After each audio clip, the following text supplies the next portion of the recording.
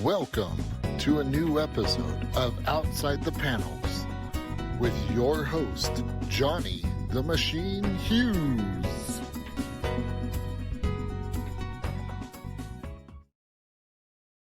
Welcome to an episode of Outside the Panels. I am your host, Johnny the Machine Hughes, and joining me this time is a creator who's decided to let the gangsters invade the aristocrats.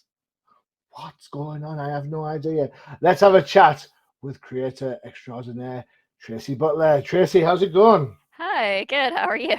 I'm okay. Gangsters have invaded the aristocrats. What's going on? They I used to love that movie when I was a kid. Yeah, it's a very much more wholesome look at the feline world, I think, than Lackadaisy is. The But Untouchables. Oh my yeah, god. yeah, yeah. They've gone criminal. It's No pussyfooting around that one. All right, No. okay. So yes, bad jokes.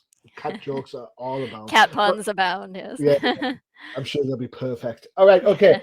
That's the last one of those. I don't want DC to sue me. Okay. So tell us about your project.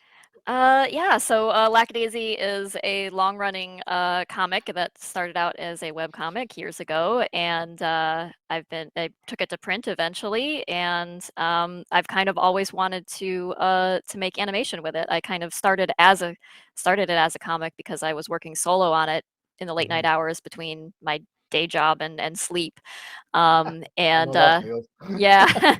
Yeah, those early morning hours and late nights were when I was doing the comic, and I didn't have a team of people, or I didn't have the software available or anything to do animation, or to do enough animation where I could tell a long form story. And so I approached it as a comic, but I always kind of saw it in my head as an animated thing, and then I kind of got the opportunity to do that in 2020. I teamed up with Fable Siegel, a career animator and comic artist themselves, and with Spike Trotman of Iron Circus Comics, and we decided, hey, let's see if we can maybe crowdfund a pilot. And so we did, and we crowdfunded more than we thought we would even be able to, and so we got pretty ambitious with it, made a 27-minute long pilot episode for Lackadaisy. It released in 2023, early 2023, and did much better than we thought it would on YouTube. We just kind of put it out there for free to see what kind of traction it might get, and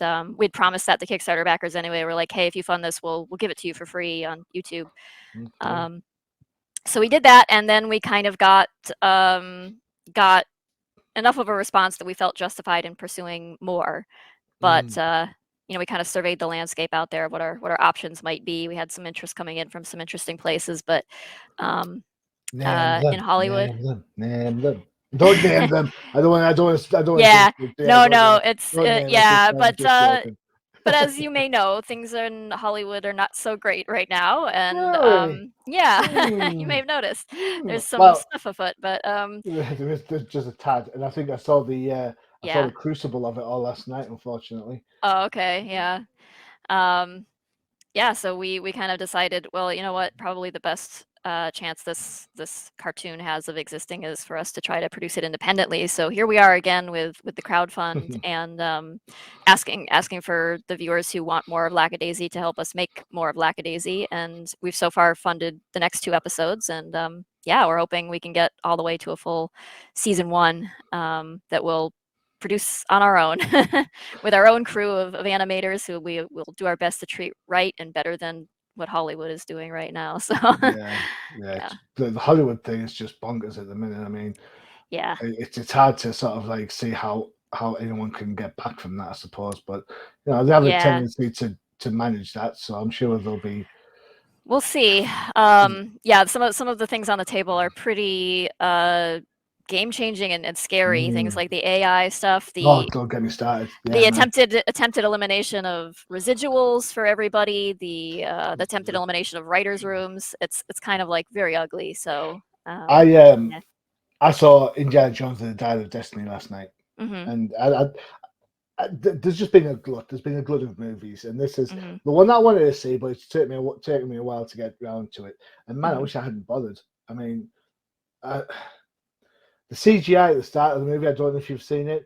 I haven't. The de-aging of Harrison Ford, it just proves exactly what people are saying, that you won't need actors, you can just put the facsimile faces on them and then go from there. And you know, I was watching this movie, and I love Indiana Jones. I love Harrison Ford movies, generally speaking. Mm-hmm. But in the car chase, that was then, of course, speeded up to like Harold Lloyd style. Oh, really? I told my wife, and I was like, you know, if you want, you can just go. You know, you just go. No one needs to know. I won't tell anyone. And she was like, no, we've stuck with it so far. Yeah. So far. All right, enough, Shaggers. Let's have a look at your trailer. Now, for everyone who thinks, where am I getting this trailer from? I'm actually getting this from the website. The link is, that's not the website. That's the website. There you go. It's the Lackadaisy.com site, although you can get to the trailer from both sites. Mm-hmm. So, you know, by now, if you're watching this show, you know how to use the internet. You don't need me to tell you how to I do hope that. so. Yeah, me too. Me too. All right, okay, so here we go. Let's have a look at the trailer. We'll set it off. No. Oh, that is the Yes, that's the yep. crowdfund trailer. The animated trailer is a little further down the page on the crowdfund page. All right, okay, fine. Should we watch this one as well then? Sure, if you want to, yeah. Yeah. I've watched this one. I like it. So. Oh, okay, yeah.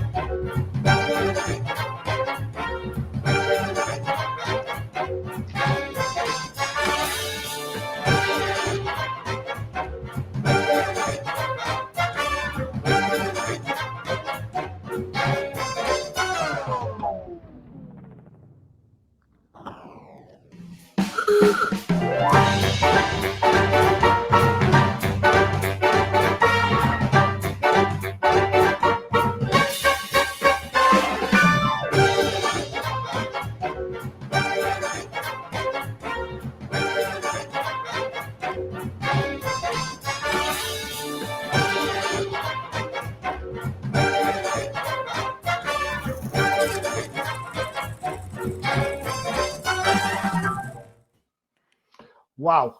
Yeah, that was Bugsy Malone. Bugsy Malone. I think that gives a nice flavour, I think, for that what the was show's, what everything's about, right?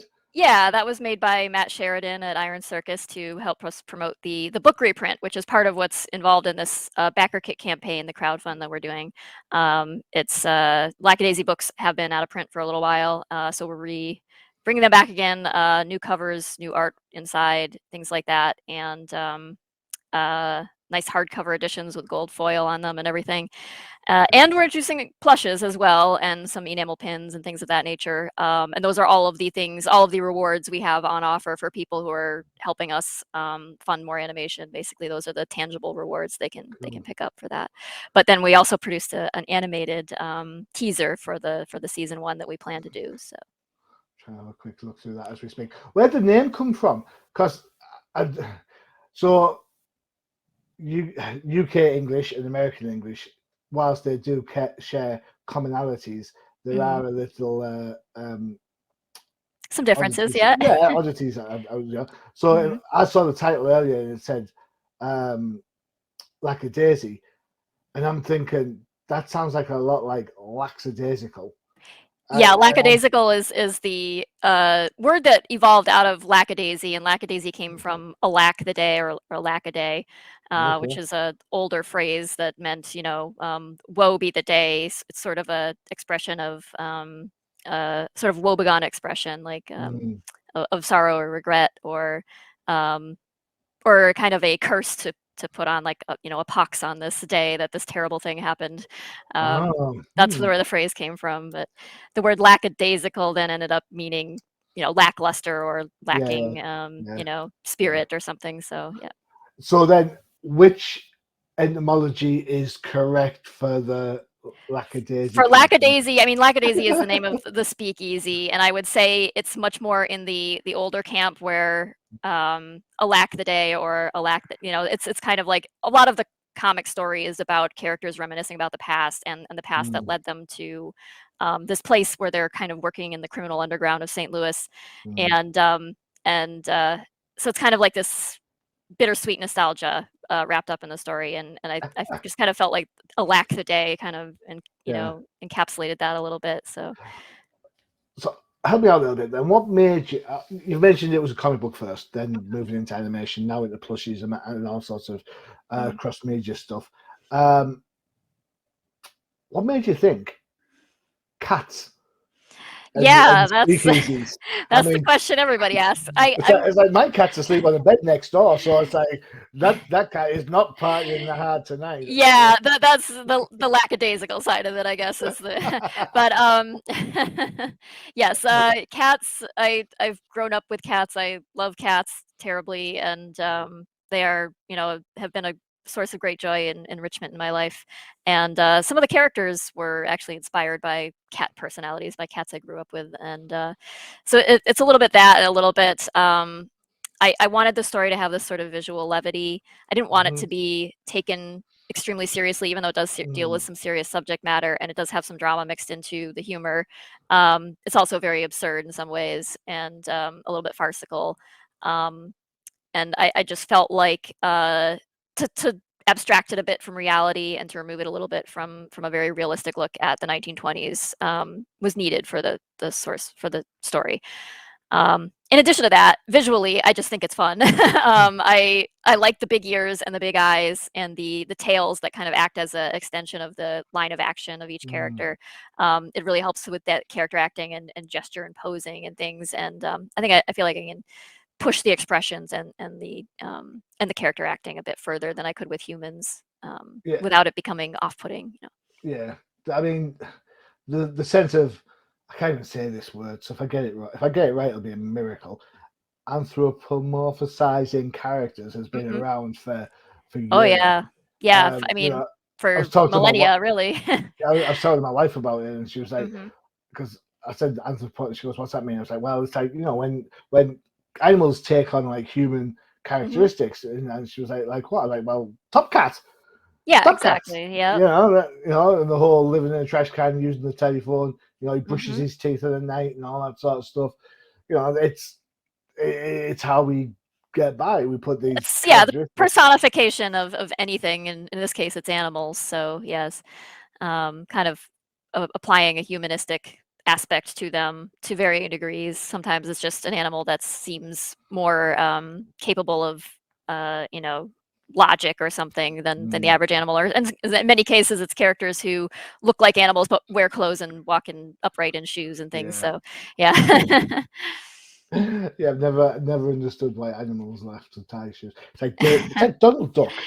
Duck.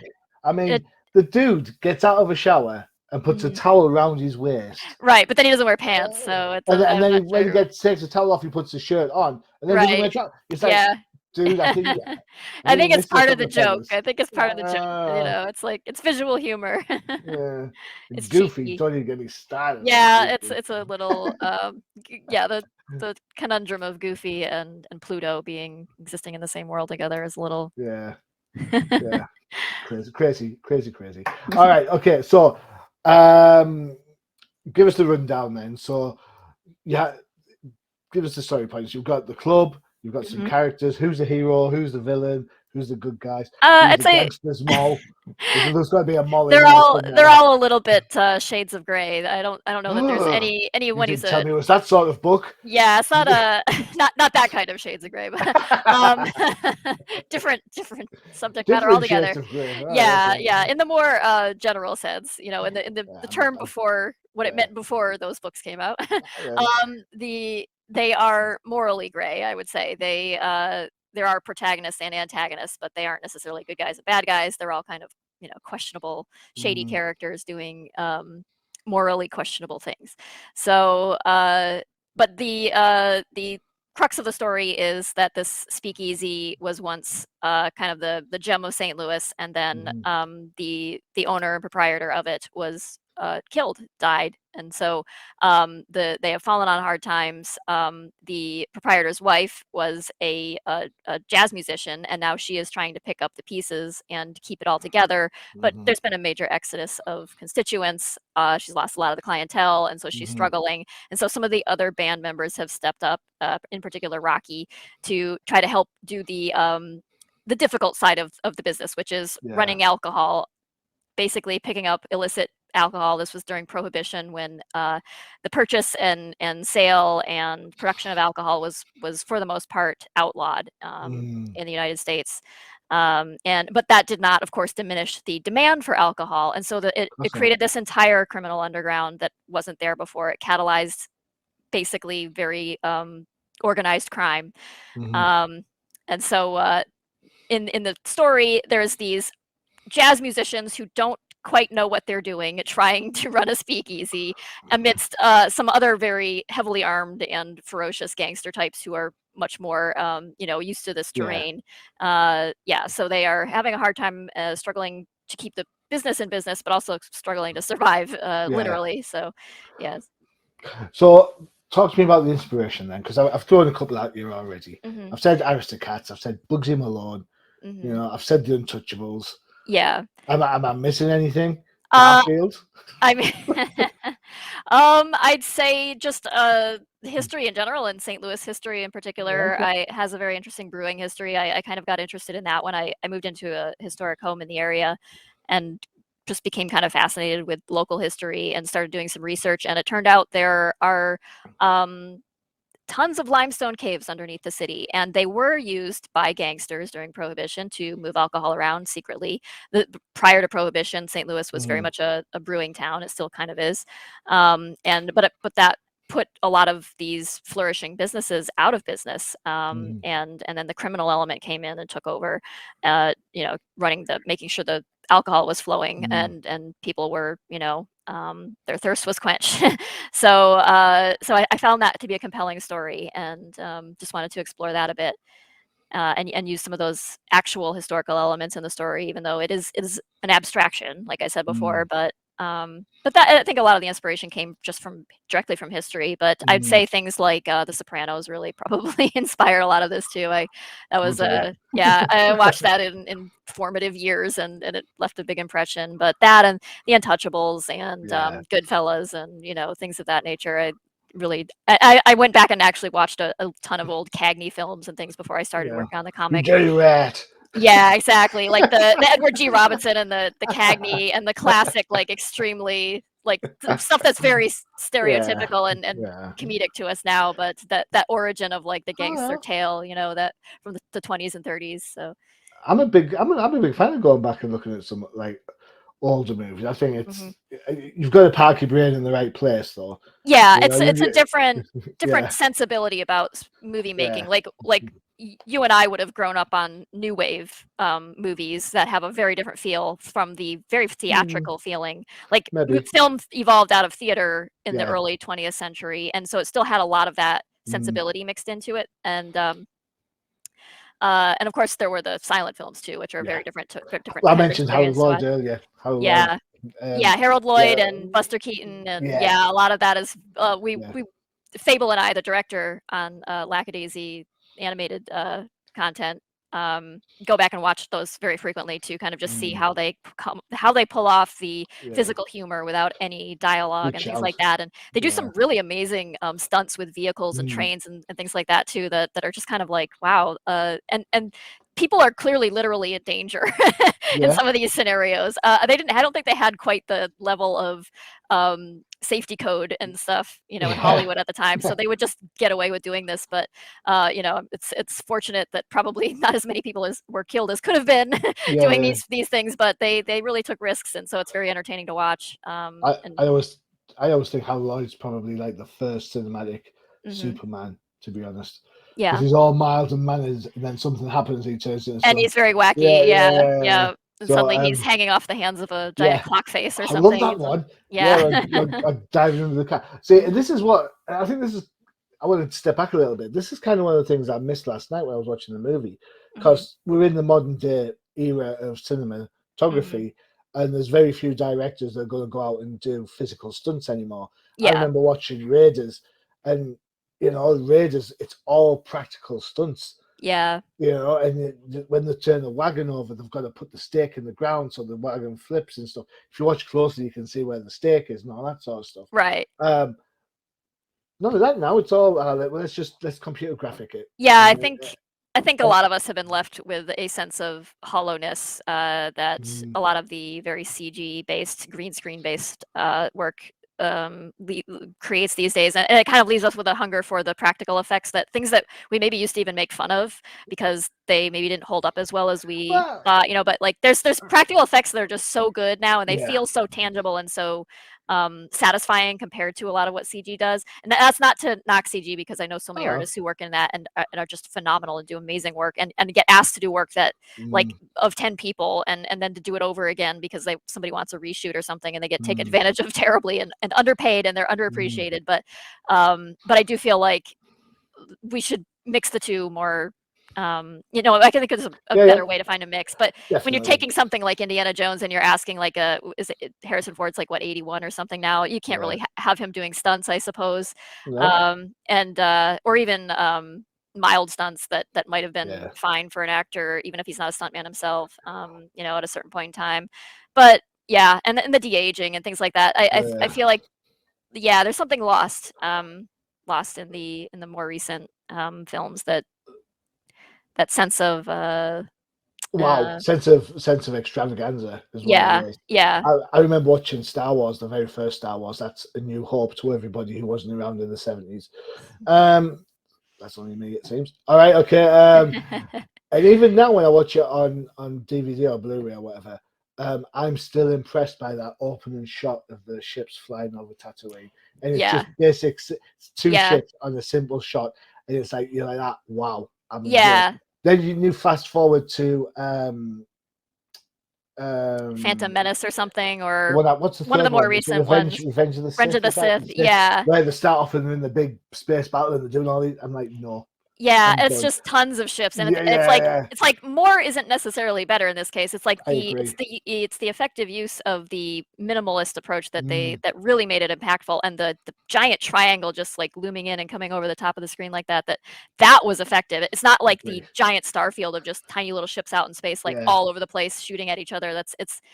It just lacks the gravitas of that other opening scene that had that cinematic sensibility.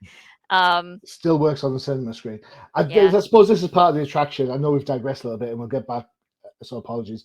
I suppose this is part of the attraction of Mission Impossible movies, because Tom Cruise does the stunts. He is like, right, if we're going to fly off a mountain, we're going to end up, I'm going to drive the bike off the mountain. And he does it, and you think to yourself, the dude's crazy. Whether you love him or hate him, at least he's standing up and doing the physical stuff.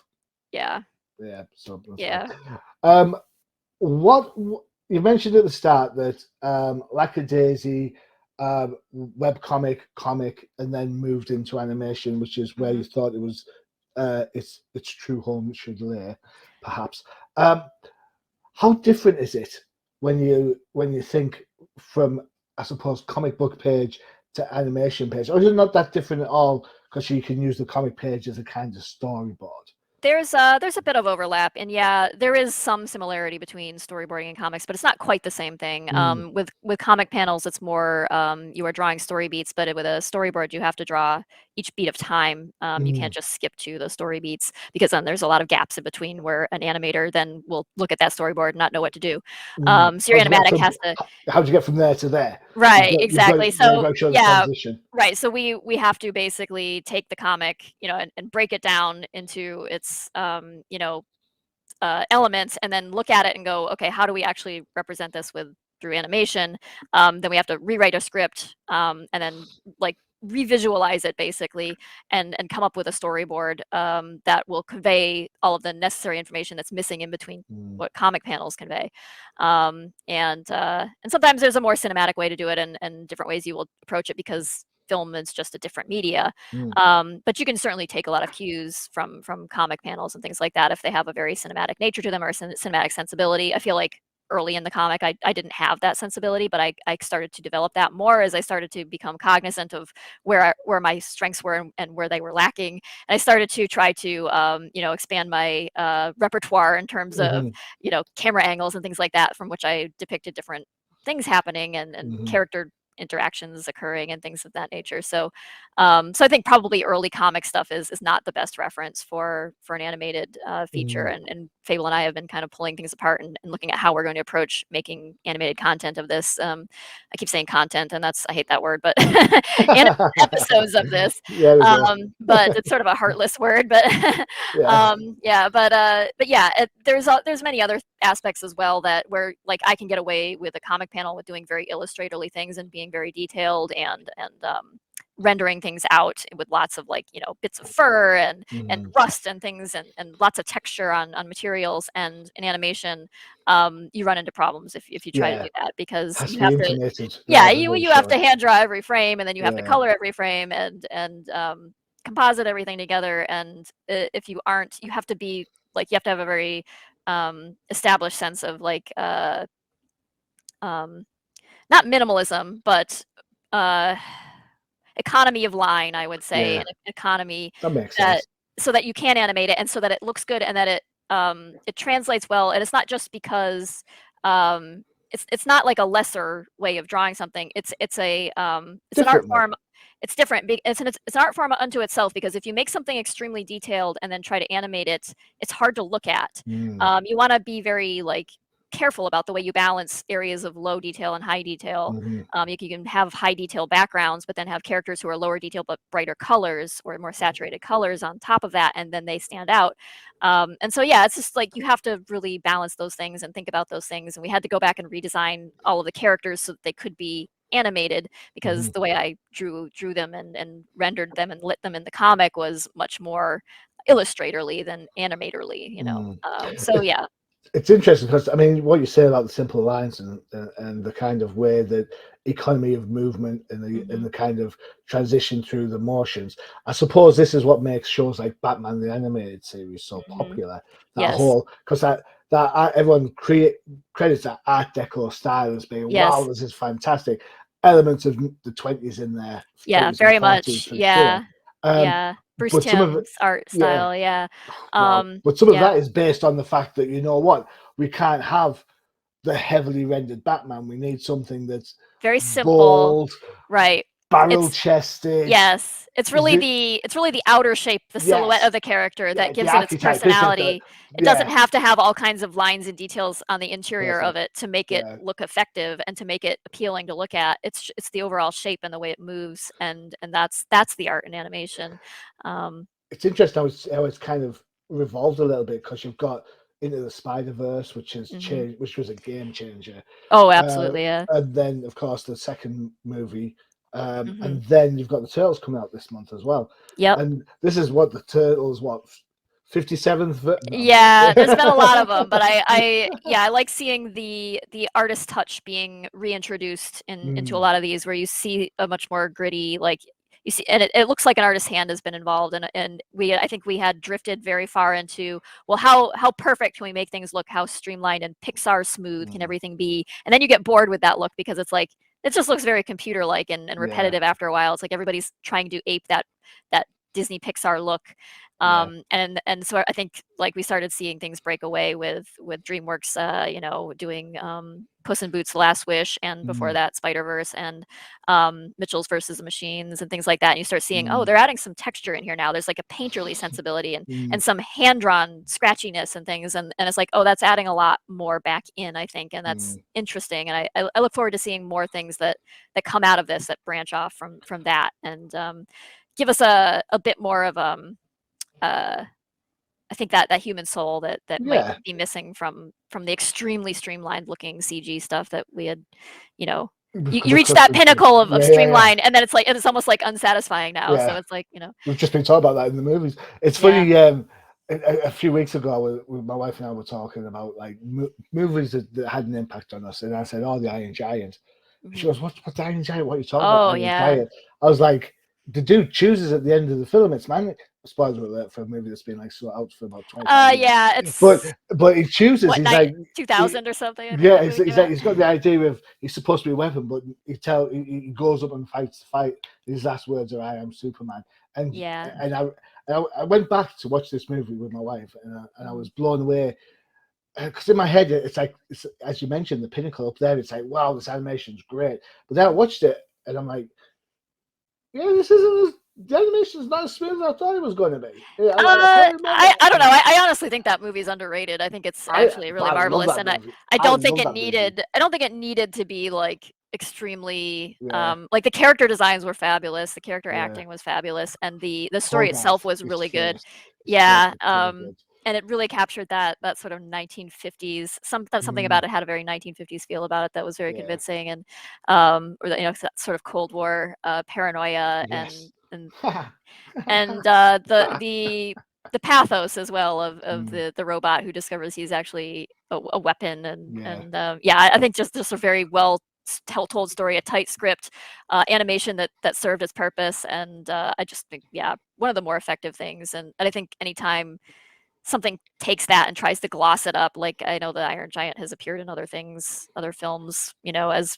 part of the let's do the nostalgia cash grab movie now, and they just like try to plus it up, and it's like, now it looked better in its original form. Stop it. I love that. I love that movie. I was just surprised. My mind pit. Oh yeah, I definitely remember things as being better. Like if you go back and watch the cartoons you grew up on as a kid, like I'd go back and watch Thundercats or something, and be like, oh, this looks like the intro looks great, but the rest of it looks awful. You read my mind. Yeah. The Thundercats intro has got to be one of the best intros. Yeah. And then you get past that, and it's like, oh, right. They were, they blew the budget on the intro, and then every episode had a much more limited budget, so they had to, you know, do what they could. But you know, making animation for TV has often and long been a very like much a battle against, you know, what kind of budget do we have and how do we make this work? And I think to varying effects, it's been, you know, people have found ways to be efficient and make it look good, and then in other situations they found ways to be efficient and it doesn't look good at all. But whatever, I mean, you know, you've got to look at those companies that, I mean, back in the 70s and the 80s with the Lee Schreiber, the Tarzan and the Flash Gordon cartoons. Yeah, the Hanna-Barbera stuff was very, would continue to use the same 3 shots over and over. Yeah. They're in-house, they're in country, they didn't go anywhere. It was American animation, and they wouldn't look elsewhere. The introduction of manga and the impact of Akira has then driven people to think, well, hold on a second. You look at, like, we mentioned Batman the Animated Series, and we mentioned Bruce Timm, Paul Dini, and all that. Paul Dini on script, Tim on art. But there's a whole load of manga artists working on Batman, and I think it's that fusion between the two that makes it work. That's two different sensibilities coming together. That Western storytelling versus the fast-paced manga style. Yeah, I think a lot of anime actually took what Hanna-Barbera did and kind of improved on it. Like you'd see Hanna-Barbera things where they would just have the character's static head and the mouth would move and they'd talk and the camera would linger there for a while. But anime does that, and they make the background move and they have light moving across the character, or the camera pans a little bit while this is happening, and it just makes it so much more dynamic. So it's really lightweight animation, really, but it seems so much more than that. It's just kind of a little bit of sleight of hand, and I think people don't realize how much of animation, well, I mean, how much of any like filmmaking is that, but it's funny you mentioned comic books. We'll cover this bit there before we take a quick break. You mentioned comic books and how your camera angles have improved. I see so many comic books from independent publishers and some mainstream publishers as well, to be honest. And so many times they try and cram the whole figure into a panel, right? And it just distorts everything. I'm like, well, just bring, zoom in a bit, just focus on a bit, and then change the angle a little bit. Like the old, I keep saying references, I'm sorry, like the Batman 60s TV show. Where it's totally fine. I mean, you tilt it. The Dutch angles and the tilted angles that offset things and make them look a little uncanny. And, you might have a top-down view for something, or a low angle for something else if you want to make it look massive, or, you can really play with mood and feeling and just to overall, like, flow of panels by changing your camera angles instead of, I mean, I think my early approach was I didn't know what I was doing, and most of my comic influence was syndicated comics that don't really, it's not about camera angles and things, it's about telling a joke. Like, so I was obsessed with Calvin and Hobbes as a kid.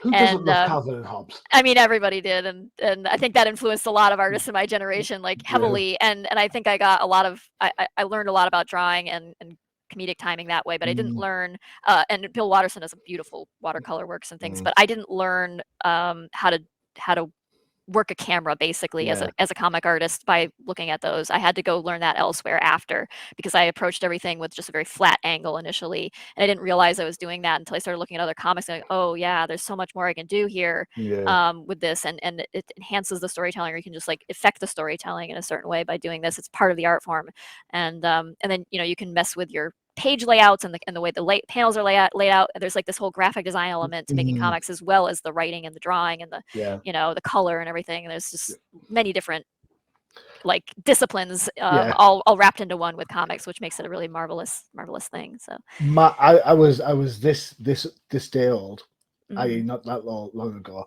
and it dawned on me. I can't remember what I was watching. I think I'm a comic book fan, so DC, Batman, Superman. I'm watching a show and stuff, and I was watching like behind the scenes or one of those. When you're watching the movie and they've got like the commentary going on, and sometimes I put them on and I'll just have the commentary because I'm busy doing something else, and they're talking about something, and it wasn't until they said something it didn't dawn on me that when you see a character walk on your animation movie, they have no legs.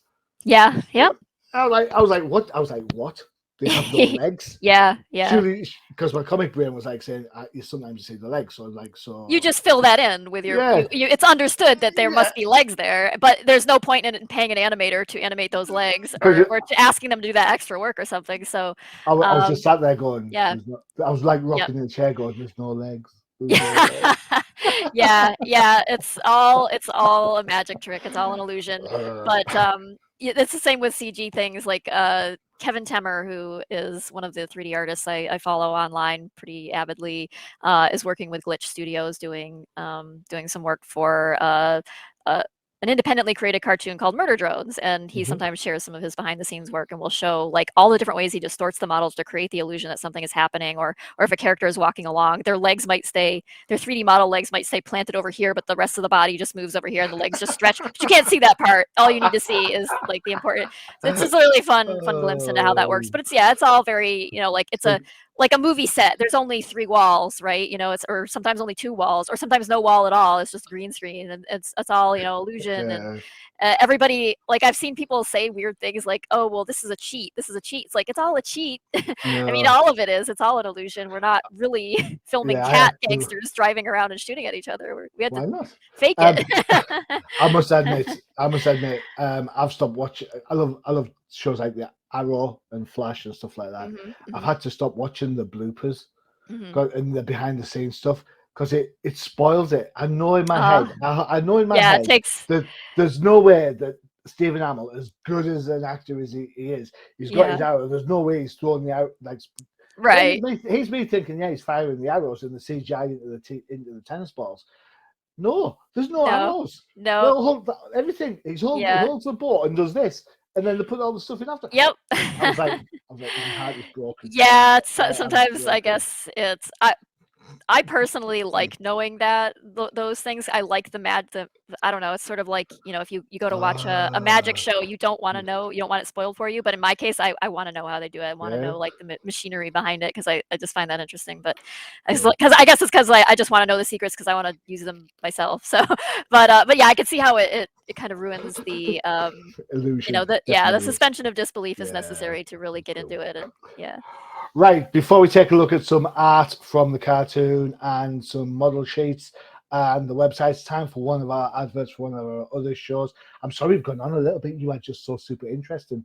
Oh, no, that's okay. So here's one of our adverts, and then we'll be right back. Where is it? We'll go with this one.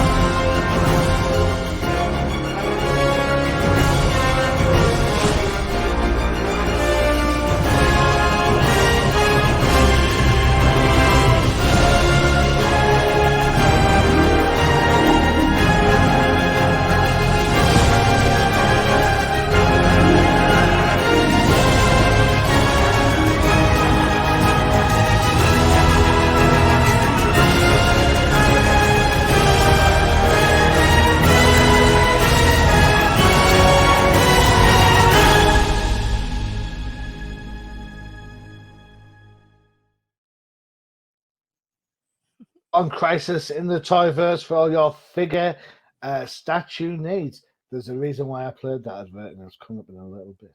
Before we get to that, though, one of my favorite things I love when you buy a graphic novel or a trade paperback is all the extra stuff you get. And you were kind enough to send me some stuff that really made me smile. I love looking at things like this.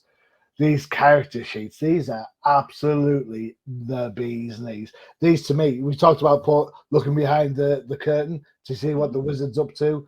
This is this for me. So I really do appreciate you sending these over. Oh yeah, glad you enjoy that. That was some of the early character breakdowns that we did for the Lackadaisy characters and translating them from comic to animatable form. And these were drawn by Ty Marie, who's otherwise known as Corvid Monster Online, and a fantastic character artist. So yeah, they helped us explore some of the what we could do and how fluid we could really make the characters for the purposes of animation.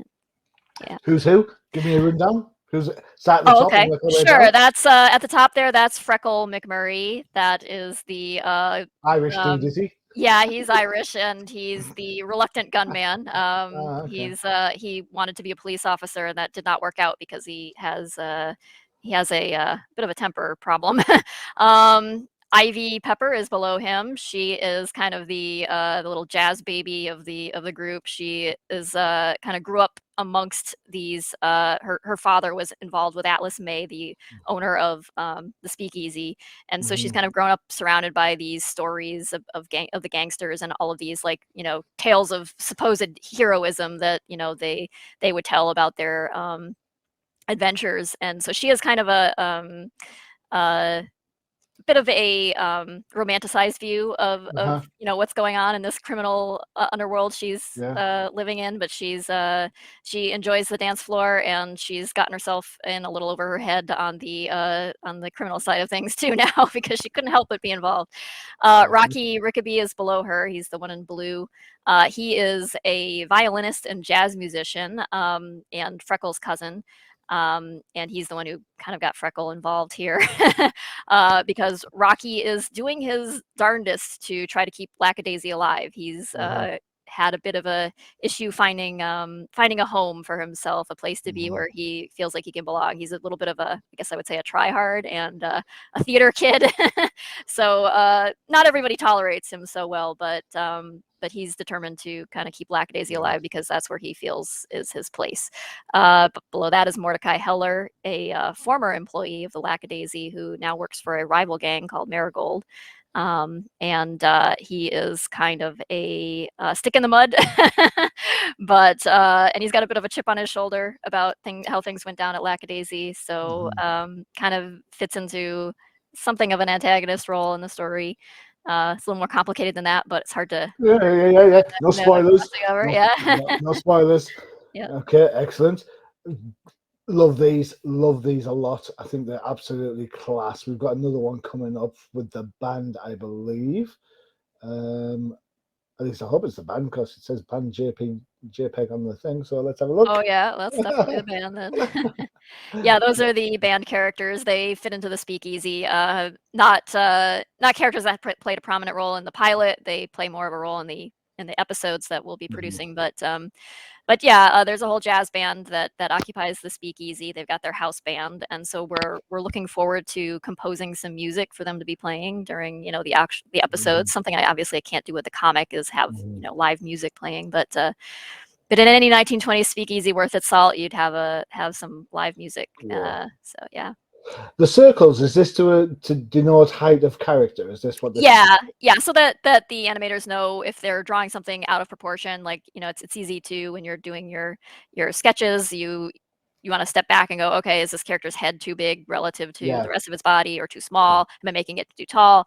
So that's just a guide for size guide basically for the animators to rely on. Excellent. They all just look great.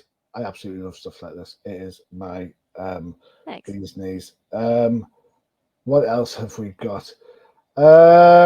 So we'll have a look at the website, I believe. Give me 2 seconds.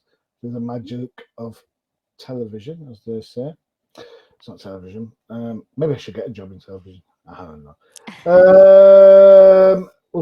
Should we go here first? I think we'll go here first. So this is where I got the. This is where I found the trailer Mhm. that we looked at. On this one, here we go.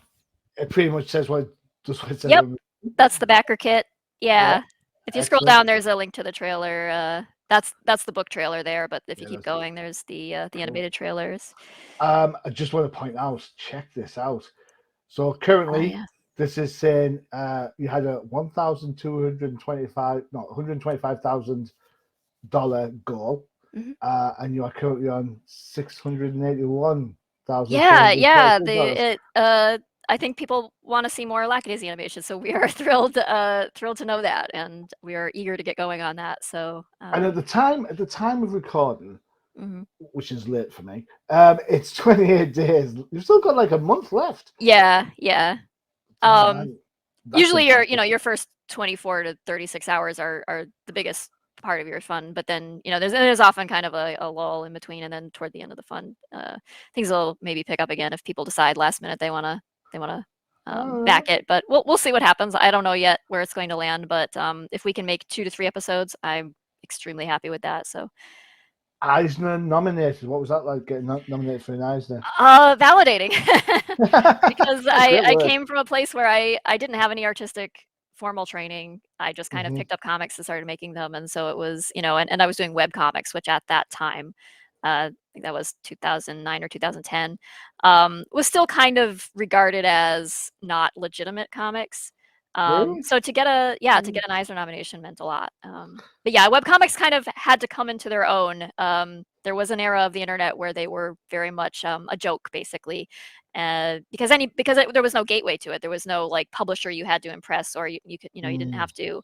There were no gatekeepers to it, so you could just start putting your comic Oh, out there, and so people didn't take it seriously. There was no like quality control. quality control. Yeah, yeah. Anything would go. I get that, but Right. I It get didn't it that. didn't mean there weren't great comics out there. There were Yeah, tons. There were so many that were so worthy and still Hench Girl seems to. It was yeah. started off as a web comic, Mhm. and Dark Horse picked that up not so long ago. So. That's awesome. Yeah, I mean, there were things like Girl Genius and Mhm. Achewood and just so many like and some that are still going that I've read from years back that still enjoy. It's pretty cool. XKCD is one of them, and Mhm. it's just stick figures, but it's just really well done. So thoughtful stuff. So yeah, but there was an era of internet comics that didn't really get the credibility or validation Mm. that they probably deserved. And so, but things have changed a lot because now we Mm. have things like Webtoon and stuff, and they are really dominating the scene in terms of web comics, and Hollywood and other and production companies and networks are looking to that place now to find new Mm. content to license. So it's like they've been web comics has grown into its own, I would say. I've stayed on this picture for a while because I just want to give out a big shout out to the artist. Seems that this artist Oh, is that was you. me. Yeah, yeah. So put some context on this for me. How long ago did you do this? That one was probably done in 2011 or 12, I would think. All right, okay. So this is pretty much what as you're starting out, it seems Mhm, like. So looking at this picture, and bearing in mind I see a lot of art for the podcasts and the reviews I do for Comic Crusaders. mhm. What makes you think that you didn't have talent? It's a great picture. It's Oh, well, I mean, spot on. I It's had been, I had been drawing for a while, so yeah. I felt comfortable with drawing and doing illustrations, but I hadn't been doing comics for a while. Comics I was new Oh to. man, look at this. Um, This is spot on though. Look at it. Thank you. Absolutely. I'm I have a black and white cat called Nokia, and I Ah, imagine that's how she looks at me sometimes when I kick her out in yeah, the night. black and white cats, I don't know, they strike me as the overly serious types, I suppose. Oh, bless her cotton socks. These are stills from the animation. Yes. Yep, those are Yep, from the cool, pilot, yep. cool. It looks absolutely gorgeous. And there's the trailer that you were Yep, mentioning earlier. that's it. We'll have a look at this then whilst we're here. Sure. Here we go. Let's see.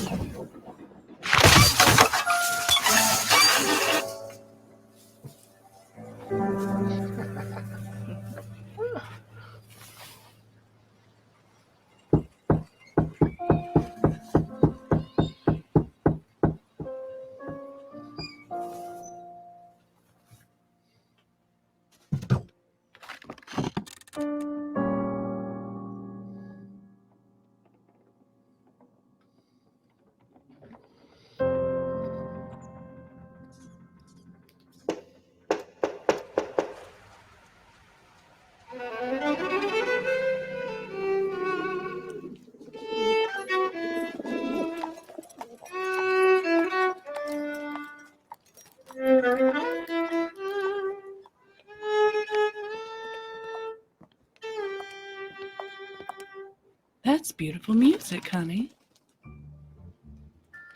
What else can you play?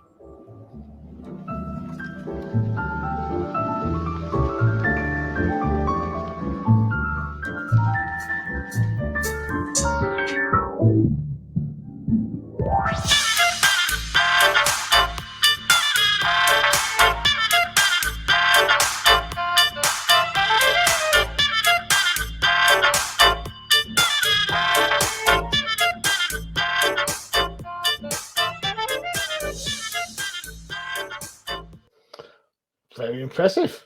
Excellent. I'm liking this. Thanks.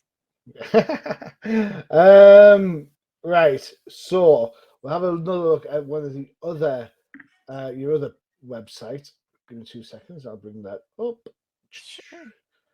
Because I want to have a quick chat. Just the other one. Is the other one the one with all the Lackadaisy.com. where's the plushies? Is that Lackadaisy? Where's that? Lackadaisy.com? Is that that? That's the right one. Yeah, I was on there you're probably already. seeing plushes because there's a link to the backer kit on the front page right now. So. Yeah. See. Ah, there it is.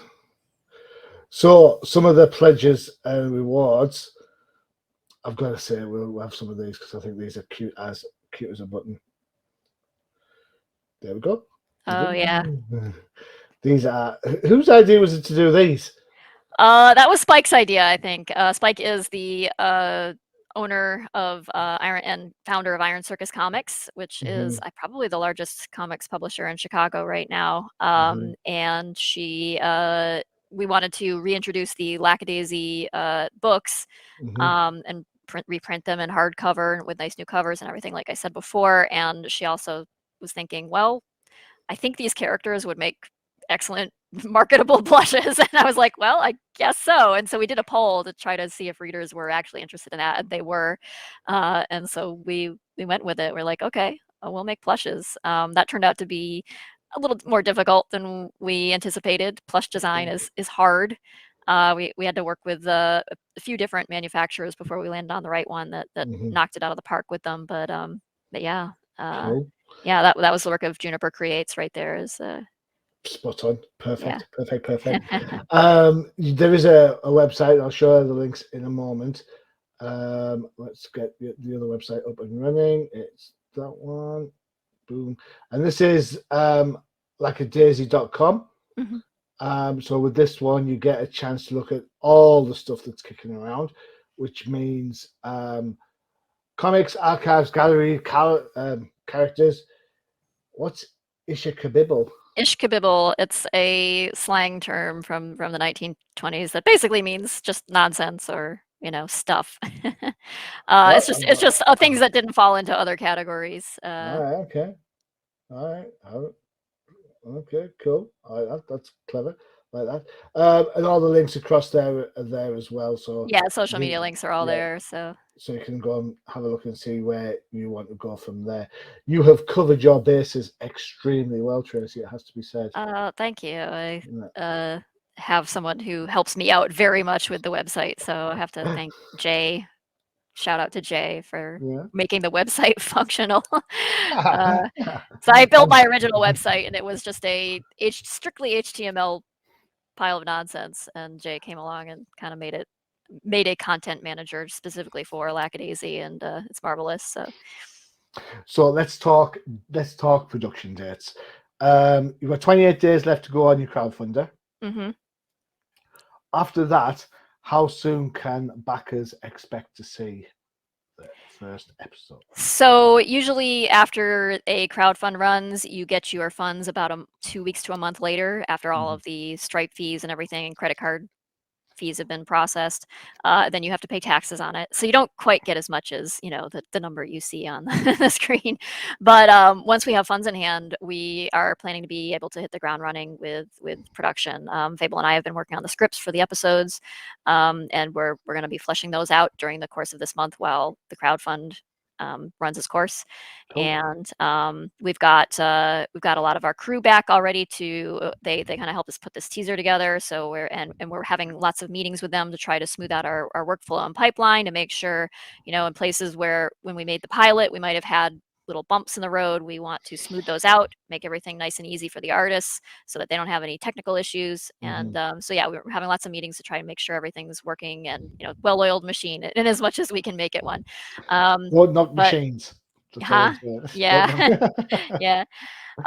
So yeah, we're pretty much ready to go, and it'll probably be 2024. I'm not going to make any promises yet about exactly when, but yeah, sometime in 2024 we'll plan on releasing episode 1, and we'll probably, if the funding keeps going the way it's going, we should be able to stack production of episodes. So we'll probably be working on episode 1 and 2 at the same time. So shortly after episode 1 comes out, we're hoping we can get episode 2 out. Ideally, we'd be able to get the entire 5 episodes that we would like to do for season 1 out in 2024. But we'll see if that actually happens. So for international backers, because anyone can back on your crowdfunder, so the comes out in 2024, where will I be able to see it if I back the project? So you'll be able to see it on YouTube. We aren't going to withhold it from anybody. Our plan is just post it on the Lackadaisy YouTube channel, just like we did with the pilot. And we're going to continue with ongoing funding through things like Patreon and merch sales and things like that. So this crowdfund is really to just get us started on production for the first few episodes, and then we will try to be raising funds on an ongoing basis in the future, kind of build a business around making more animation. So you will be able to watch it wherever you are, as long as you have access to the internet and YouTube. And rewards do ship internationally. The only pitfall, of course, is international shipping rates are the devil. But there are some rewards that are digital only too. So if you don't want to pay for shipping for anything, you just want PDF ebooks or something, you can get that through the crowdfunds. That's a good call. Right, 30 seconds. Give me a 30-second pitch on why people should be backing Lackadaisy. Because the state of Hollywood right now is pretty atrocious. The way artists are being treated is not good. They're trying to eliminate writers' rooms. They're treating if you think they're treating writers in live television bad, just think of what they're doing to animation, because animation they regard it as an even lower tier of entertainment in terms of the Hollywood hierarchy. And so we're looking for a way to work around that, to not have a studio executive who's going to put us into production limbo or development limbo, and then throw us in the trash once they decide they don't actually want to make the show. Or they're going to make a show and cancel after 1 season and then put it in a vault forever and get a tax write-off for it. Or they're not going to interfere with our creative decision making and decide that, oh well, the cats can't sell alcohol. What if they were selling catnip instead? Or they were throwing cream pies at each other instead of shooting guns. Or we made it look ugly, because only we have to make adult cartoons look ugly for some reason, otherwise people confuse it for a kids cartoon, because bonkers. Yeah, or there's just so many things going on that are just not great right now, that we wanted to avoid that. We wanted to maintain control and ownership of the show. I think there's a lot of potential out there for other indie animation to do the same thing and to just take the reins and be like, look, we don't need this nonsense that's going on right now with these executives who put shareholders and profits and let algorithms make the decisions and put that way above artistic integrity and employee well-being. And we think there's a better way to do that. So we're going to try and do it. We don't know if we'll succeed, but we're going to try. And I think hopefully it will be a bit of a roadmap for other projects to do the same thing. And there are other projects out there doing that right now, which, kudos to them. So having a look at your bio, which was sent over to me, and having speaking to you tonight, I have no doubt that you will be successful in your goals. Thank you. If you want to keep up to date with everything Lackadaisy, there are a couple of ways you can do that. First, go and check out Twitter. It's Lackadaisy Cats. Yes, it's still Twitter. I don't care what letter of the alphabet you put at the start of the damn thing. It's still Twitter. Always Twitter. And you've got Tumblr on there as well. Bit of a throwback, Tumblr. It is a throwback, but honestly, a lot of people have been going back to Tumblr these days because of the situation at Twitter. So, and honestly, Tumblr has been pretty good for posting images. It's a little more artist friendly, I feel like, because there's a blog side of it, and then there's the feed as well, and so, and it allows you to post like 30 images in a post. So it's like, for an artist, that's great. A couple of websites to check out. First one is Lackadaisy.com. It's the second one we showed you with all the links to the YouTube and the webtoons, and there's some merchandise on there, some t-shirts. Take the time, have a look at it, because some of the t-shirts are absolutely gorgeous. And then you've got the backakit.com. Yes, it's a long email. Yeah, sorry about that. They don't give us a short URL when we post a crowdfund there. About that, but by now you all know how to use the internet. If you go to lackadaisy.com, there's a link to the backer kit right there, so you can use the short URL if you want. That's fine. How easy is that? All right, there you go. That's how you get involved. Tracy, it's been an absolute pleasure speaking to you. I'm sorry I've taken more time than I expected. Oh, that's quite all right. It's been a fun conversation. You are such an interesting person and a project. You know, I wish you all the success. I think you'll do fantastic. Thank you so much. Thank you for having me. You are more than welcome. Don't forget to check out the new CPM for all your favorite shows. You saw the trailer for it earlier. It is Crisis on the Toyverse. And of course, if you like your Marvel, don't forget to check out No Price Podcast, dropping next week, where it talks about the last episode of Secret Invasion. I'm on that show, so I can't give you any spoilers of what I thought. Just leave that there. And if you like your DC books, don't forget out the Definitive Crusade for everything that is Batman, Superman, and of course the Justice League. There you go. Tracy, thank you so much for spending the time. I really do appreciate it. I might have taken more time than you have, so I apologize for that. It's okay. It's okay. I've been your host, Johnny Machine Hughes, and as always, adios.